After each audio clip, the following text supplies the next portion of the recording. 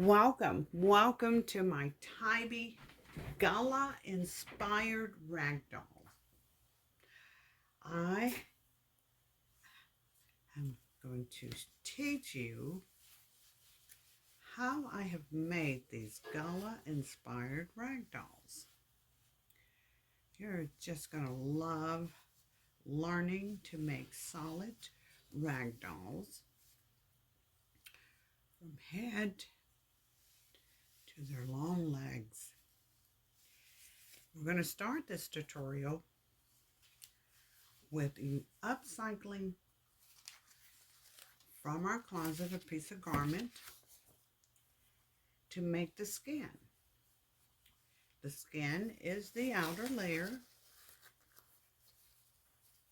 and I used 4-way stretch upcycle pair of pants to make her. I have already found my piece of garment that I want to upcycle. I washed it and I'm prepping it to make my Gullah inspired ragdoll. A good constructed ragdoll. Once you learn the basics of constructing a very good ragdoll, you will enjoy making all beautiful ragdolls. You do not have to have black fabric. You can find you some colorful fabric. This is some colorful scuba diving fabric that I bought at a thrift. She's a little floppy head. She flops. She has her long legs. Gave her the tutuing to put on there and her ballerina shoes. So they don't necessarily have to be in black. If you have some stretch fabric and it is in color, feel free to just get you some fabric that you can upcycle, because this is all about upcycling. And you can create yourself beautiful ragdolls. The reason I go for Gullah and Geechee, that is the African American heritage that is from South Carolina to all the way to Florida. They were the African American slaves when they came. They spoke the Gullah language and the Geechee language, but they also made their own ragdolls. And in their art, the ragdolls never had a facial feature, nor in their art. You are the beholder of that feature. So we're going to make our skin. And we're going to learn first, which I think to me is important, is to learn to make it from upcycled fabric. In our days, it was called an old garment, or as in back in the days, they call it a rag because it had a tear in it and it couldn't be given to no one else, and we would make rags out of them. Well, our fabric has changed so much. And we have stretch things, we have stretch pants and stretch tops because they're using a lot of stretch material. So that's why I said find yourself an old piece of garment, pre-wash it, and as you can see I have it prepped here, ready to lay my pattern so that I can create my Gullah doll.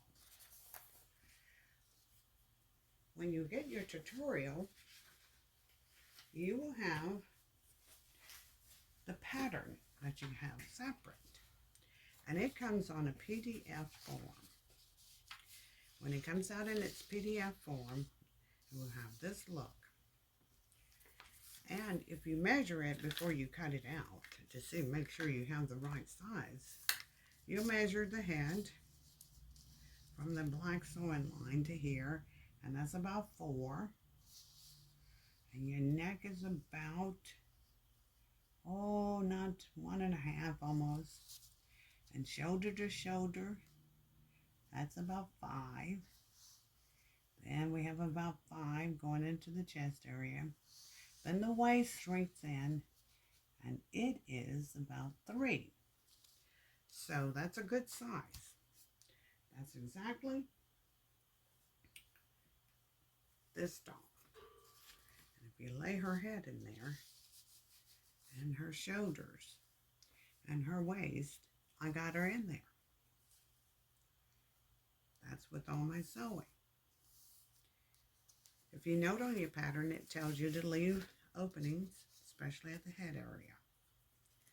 But in order for you to get that full-length doll, your second page is the lower body.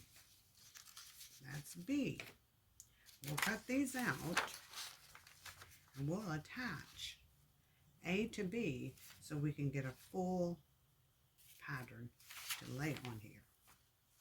I have enough because it's doubled. I have enough to make the body and enough to make some legs. I'm going to have to really be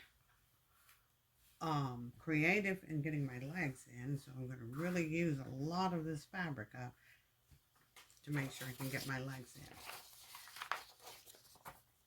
Make sure I can get my arms in. Your PDF will come like this. These are your arms, and you cut that out.